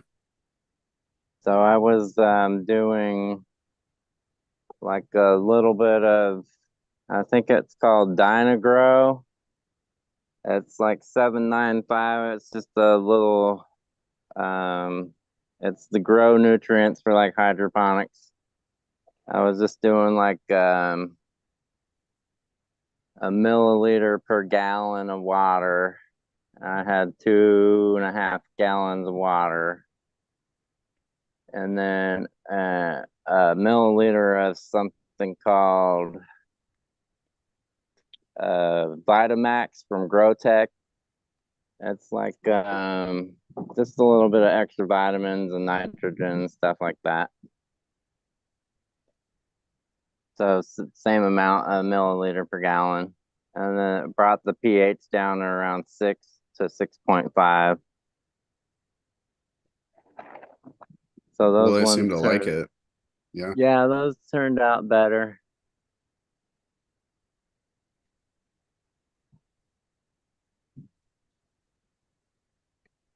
But so, see, man. this one's not so droopy today. It's like perking up because they looked more like this one, how the leaves were all drooping. Mhm. Now that one's nice and it's starting to pray a little bit.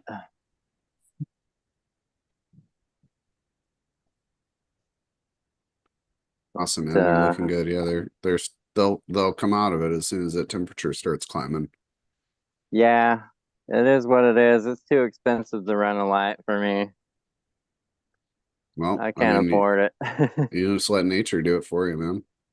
Yeah, I would love to be able to grow outdoors. I might have the yeah. chance here coming up in the next year or so.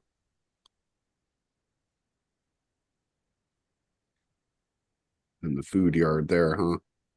Yeah, Oh, is that your it's chicken? There's your chicken yeah, there. What's your chicken's name? Luna. Luna. I like it.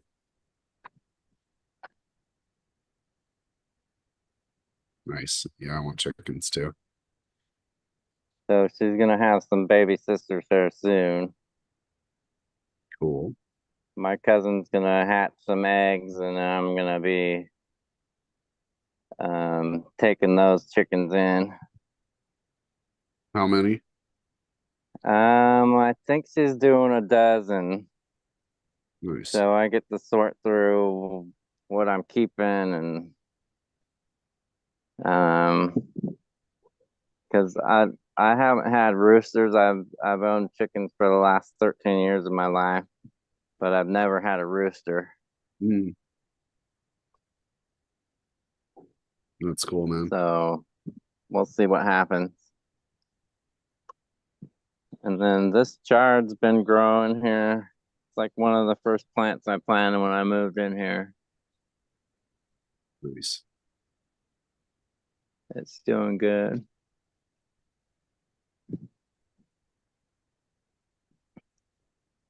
And then my other garden that I just planted is way down there. I don't know if the internet will let me go all the way down here. See. But we have the raspberries are starting to come back. So this year, these are raspberries. And then those are all raspberries in there too.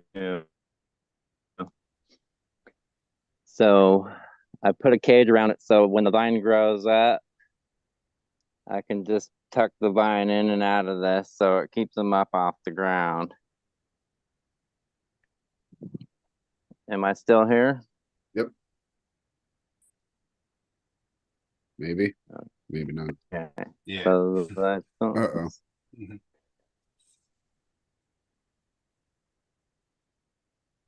uh-oh. Yeah, you're freezing up. Okay, I guess I can't go that Sorry, far. man. But I put some onions and kale and chard, and then I used some Romulan haze flour to top dress everything like as mulch. Okay. Do you just have And extra then flour around, or was there something wrong with it, or? there's nothing wrong with it. It's just too much. He's got too much But as fertilizer. yes. My God. So the theory is if if something grows from the ground, it's obviously took up some sort of nutrients in its cells and Rearranged it. stuff. So It's rearranged it into a I'm gonna make sure that if it grows in the ground, then I break it up and put it back in the ground. So the more that you're putting back into the soil, the more you're gonna get through the harvest. If that makes any sense. yeah. It's the theory of sort of like a jadam and things like that. It's like when you're extracting or you're getting the or essentially what you're doing is you're getting the extract from the plant, and the plant has already miraculously put together all these compounds into a structure that will make a leaf.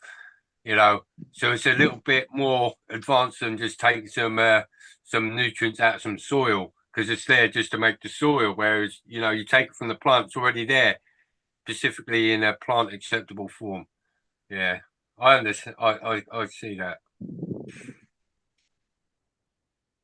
You know, crop cannabis plants back into where you're growing your cannabis, and the nutrients that will come out of them, that cannabis that you're decomposing, will be specifically already made for cannabis, because the plant that you broke down is cannabis. Yeah. Carry on, Sky. Yeah, so that little plant I just showed has been growing all winter. It's starting to kind of re-veg. It smells delicious. Yeah, that's really cool, man. And then like this stuff is called rat's tail. It's edible. It's like a wild radish.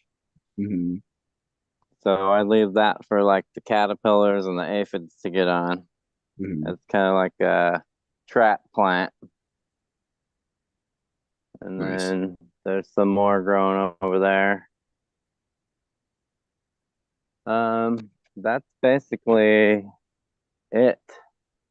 I'm just Okay. trying to hack all the weeds down and get the piles of like debris that's been back here for years and years sorted out because um, once you get a pile of sticks and stuff, then the berry plants start growing through that and the grapevines start growing through that. And now you gotta hack down a whole bunch of new growth to get to the old shit to get rid of it.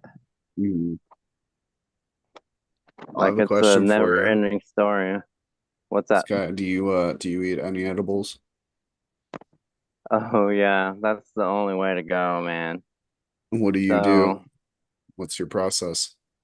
the process is to always be eating something raw and fresh off your plants.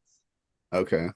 Like what kind of process? I like to um keep it to where you're not heating the cannabis up at all. So debar coffee, to decarb your plant, to me, what I learned was you're just trying to extract the water molecule out of the plant material. So if it's dry, all the way dry, then it's decarbed.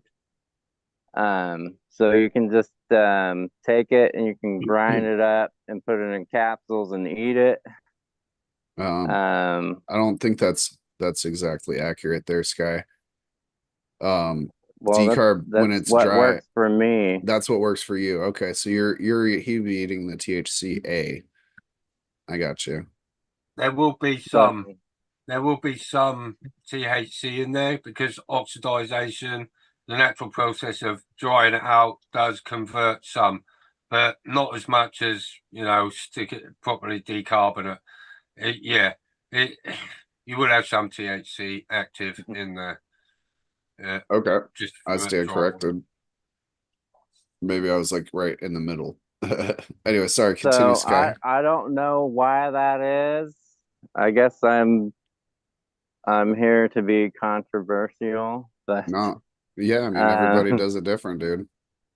but that's I've cleaned my whole system out, just like totally cleaned up, detoxed, and then started over. It started adding shit back to my system. And these are the things that I noticed. Yes, you do get high off of raw cannabis, and you can get even a better high off of it. Well, But that's it's a incentive for everybody to try it at least. yeah, See if it like works for you. if you haven't experimented in every way you can with it, then you never know. I think a lot of it is as well is each of us is different as to how we're going to metabolize it once we consume it. Some people can probably just take a little bit of THC and it affects them really it because they process it really good. And then some people probably like myself, I have to take shitloads before I can really sort of like, I never get to that stage. Like Jace was saying, if I ain't touched it for years and then I have some, maybe I'm a bit like, oh, I'm feeling a little bit uneasy. But yeah, it affects everyone differently. Like I say, it just because you benefit from the raw plant so much, you might be lacking in something that the raw plant is providing you, and it's not necessarily the THC that's making you feel high or feel good.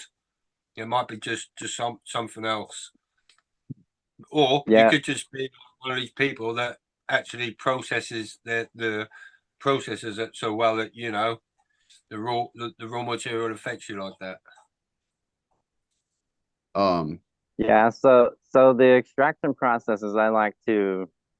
It's not necessarily to really, for me, in my experience, not necessarily to freeze anything because to me, it kind of like lessens the extraction process.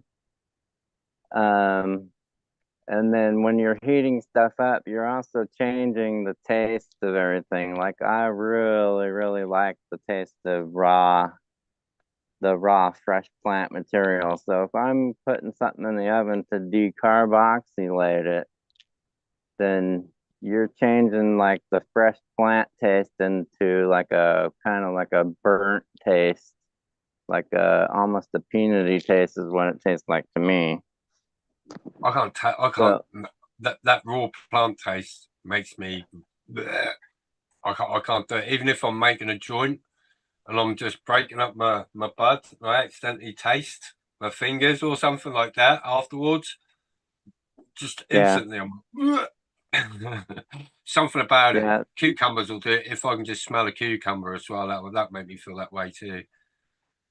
So for my body anyway, the alcohol extractions, if I'm not heating it or freezing it, then they come out a lot better than my body can absorb it a lot better. So you just you can just naturally let it evaporate, and then it just becomes like a shatter, like a hard candy. It just depends on how much of that alcohol are you going to evaporate. Like the more you evaporate, the harder it is to get it out of that container and into the container that you're going to keep it in. that's a good point. The more because it becomes like yeah, I've made it where I was cooking the alcohol off over a electric hot plate outdoors just to make it clear. Don't be doing any kind of alcohol cook off indoors or with like a gas stove or anything that might set it on fire. Just Yeah, for it's safety. scary. But when I was doing it and I got the heat up a little bit too high and it cooked all the alcohol out and turned it into like a black goo that was stuck to the shit and I couldn't get it off. And yeah. Yeah, well, I'm always afraid too to get it too hot because then it gets ruined.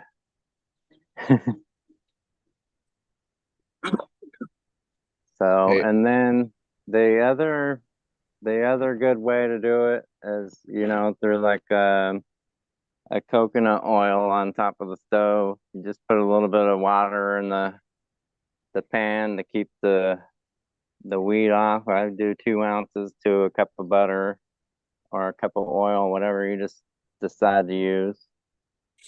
Um, like the coconut oil is easier to get the water to come out of it after you get it to separate. Um, the other oils are kind of harder to get it out.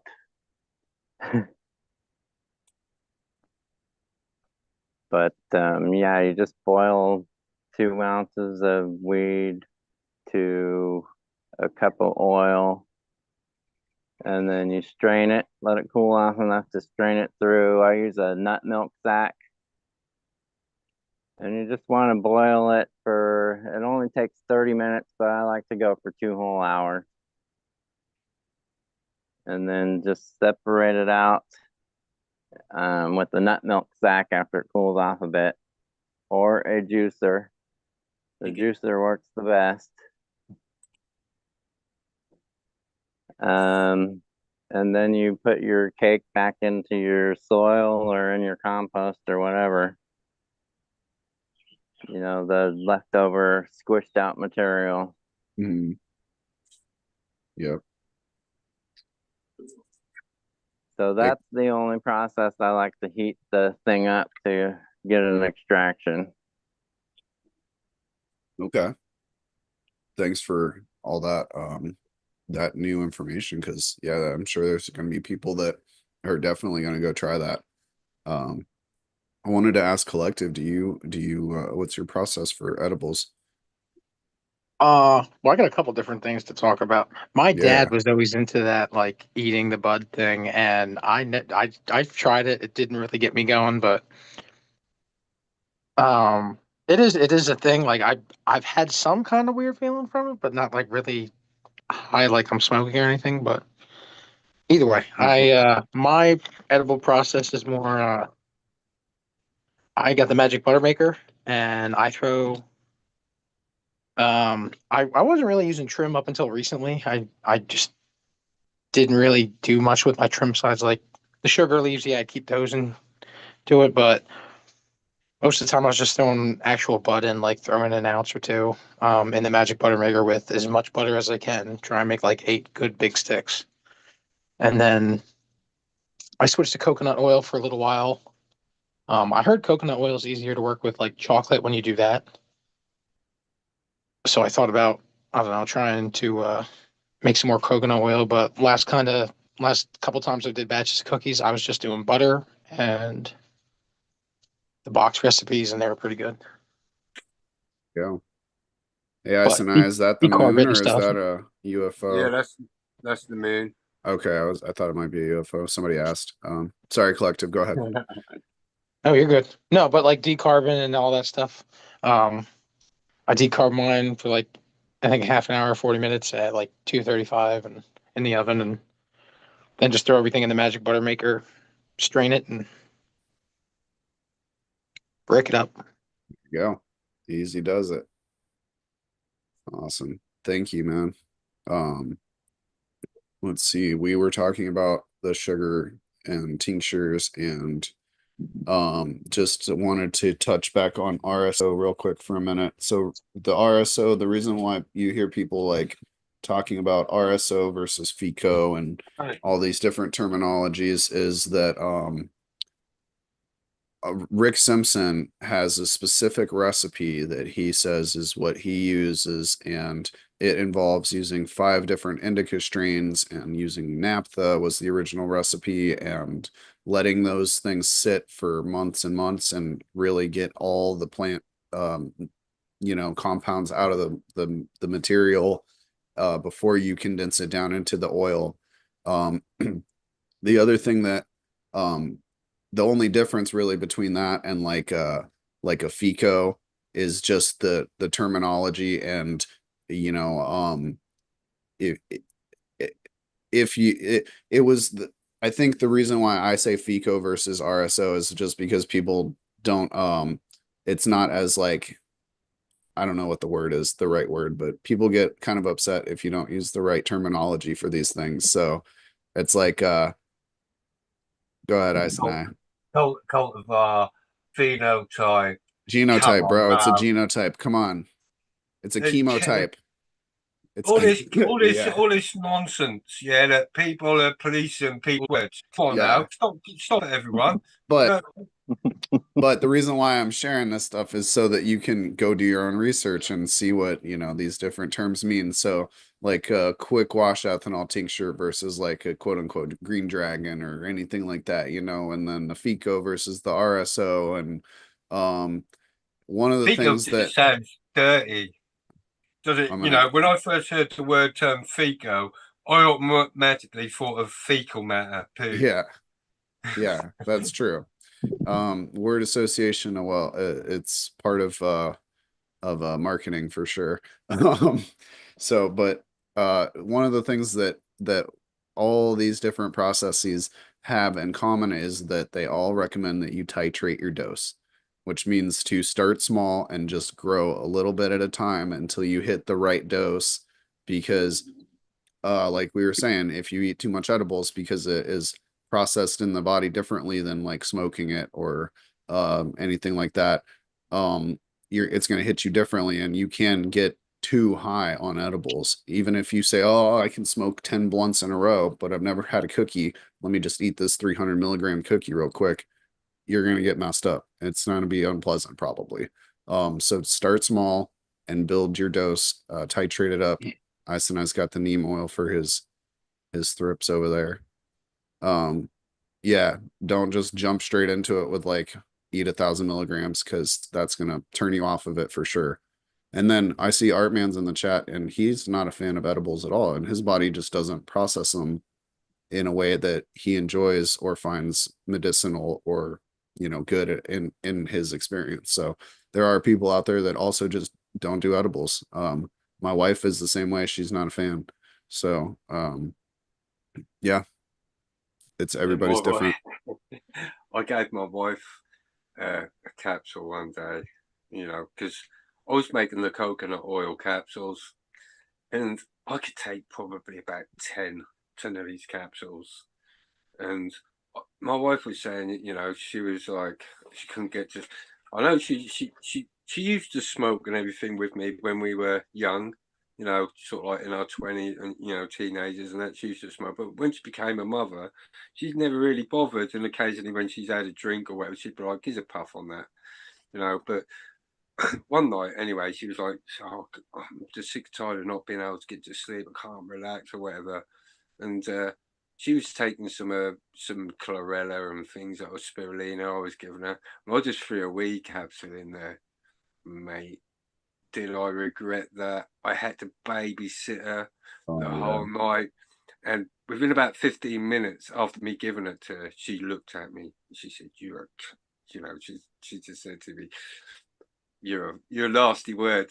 Yeah. She instantly knew. She's like, what have you given me? And I was like, just a bit of cannabis oil. You just chill you out a little bit. But yeah, she totally doesn't with a edibles or anything. It's like she suffers from epilepsy, and I make the extract for her, but I have to make sure there's no THC in it because she just goes a bit weird on it. Really does. Yeah, that's definitely true. And Anxiety, put it yeah. that way. One of the things with edibles and cannabis in general is that it can cause a racing heart rate. And when you're that high that you're like, holy shit, what is happening to me? And then you feel your heart start to race. You're like, I'm gonna die. Is everybody, that generally that's like your first, I'm gonna die, or I need to go to the doctor. I watched a video on Instagram of some guy and his roommate. The guy ate some edibles and he thought he was going to die, and he called the paramedics, and they're like, "It's just weed, bro." And he's like, "No, I need to go to the hospital." And they're like, "It's just weed, man. Do you really want to do all that and then find out that it's just weed?" And like, but when you're in that state, you can't tell yourself that because it doesn't work, so better to have a tiny dose. They say with like RSO, it says start with a piece the size of half a grain of rice. That's how small we're talking here, how potent this shit can get with concentrates. So definitely not something to mess with if you've never done it before or you haven't done it for a while. And don't give it to anyone without them knowing. No, it's not cool. Don't be a Bill Cosby. I felt so guilty after that. I was like, yeah, not again. No. Yeah, and Thought it then was funny at first. mentioning the CBD stuff too, though, if you do get that high, here's a couple quick tips on how to get yourself less high. Smoke some CBD, concentrate if you can get it, and that will help to negate the negative aspects of being that stoned. It might help bring your anxiety down as well.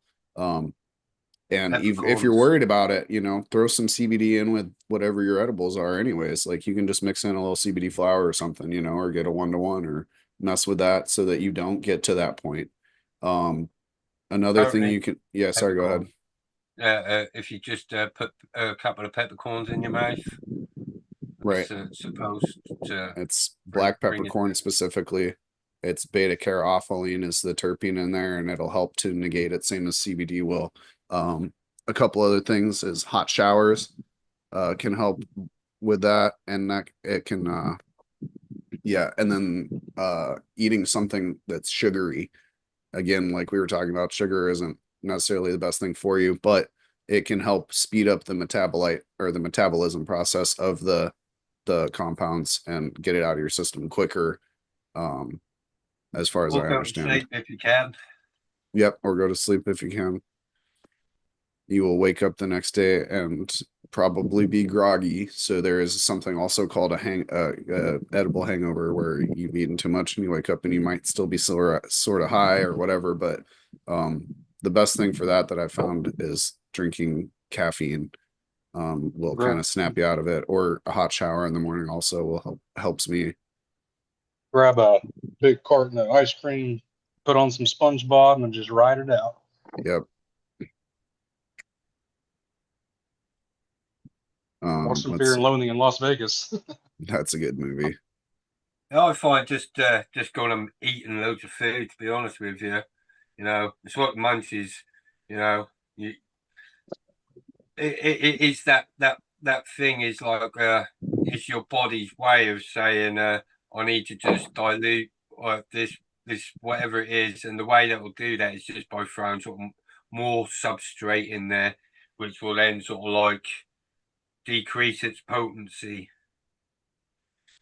because you're now spreading it over a fast, you know, it's like you now take it, say you took a concentrate and you got a little bit too high off it, you could whack some more oil in yourself without anything in there, and it's just going to break that concentrate up and make it less potent. Yeah, because it's going to have a wider area and a longer time to metabolize. I'd be, you know, you can speed it through, but you're probably going to feel a little bit worse because it's going to hit you harder. Mm-hmm.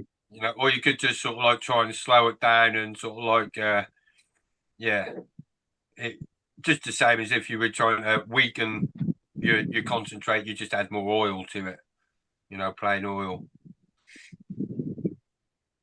There's also guided meditations and things like that you can get on YouTube and Spotify that might help with bringing that anxiety down too.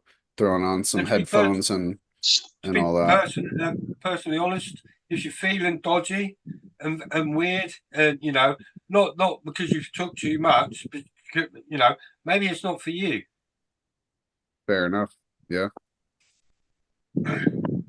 But again, to negate all this, just titrate your dose and start really small and you know, work it up. And if you still don't like it, you know, then don't do it, you know. Everybody go try the suppository or something, you know. Everybody has their own way that works best for them. Anthony Bourdain said if you get a hangover that you should do a ice cold Coke, a joint, and spicy Szechuan food. So I'm gonna go with that one. There you go. Like a red eye. Yeah. All right. Anybody got any last thoughts they want to share about edibles? We're down to the last 7 minutes here. No, As Tal would say, a biscuit a day keeps the doctor away. that's right. Yep. Eat as many as you can. Don't put you know. There's a lot of good things about cannabis, and to be honest with you, I think it corrects a lot of deficiencies that people have with our endocannabinoid system. You know, not functioning properly, and we're not giving it enough substrates. And cannabis sort of fixed that. But I wouldn't put it down as a be all and a cure all for everything, because it's not. Yeah, don't just be like, oh, fuck off medical advice. No, I'm just going to take cannabis, because you'd be stupid to do so. Because lots of people, cannabis advocates, you know, that, oh, I'm taking RSO for my cancer, die of cancer. Yeah, that's all I'm saying. You need a multi-pronged approach, and cannabis is just one of those prongs, you know. Yeah. The science and medicine and things like that, you know, chemo and things. If you're fighting cancer, I would go for whatever you can get on there, you know, because overkill is underrated. So but yeah, like I said, this isn't a cure-all. It's just really effective for a lot of things. And but other things, you know, same as we want the entourage effect in our cannabis, you want the entourage effect in your life general intake, in what you take in your mind, what you take in your body, it needs to be an even spread of things that are going to feed you. It'll alleviate symptoms, but it doesn't address the root cause of illness, of Fair, disease. fair enough. It'll bring ease to your dis-ease. All right, and with that being said, let's do our final thoughts and shout outs because I have somewhere I need to be in a few minutes, which is upstairs, but I have things I have to do. So Sky Overhead, can you please tell the people where they can find you and if you have any last thoughts or anything you want to share? Skyoverhead.com. You can order some seeds or soaps or songs. I'm on Instagram at Basetown11. And these plants are by Seed Person 1. They are Goth Girl. So make sure you contact him and get your seeds. Thanks, buddy. That's awesome to see him outside. I can't wait to see what spring and summer brings. All All right. right, me too. Yeah. Skyoverhead.com, y'all. Ice and I, can you please tell the people where they can find you and if you have any last thoughts? Yeah, just enjoy yourself. Because that's another thing about being healthy. And if you're not enjoying yourself, you're probably going to put yourself in a state where shit's going to bother you. Just be happy. It's all in your mind. What state you're in. Go out there and have fun and share. Yeah, share your fun Awesome. with everyone. Laters. Thanks, Ice and I. Thanks for coming on. Right. Definitely, yeah, reality is a mirror, so keep your inside happy and you'll have an happy outside.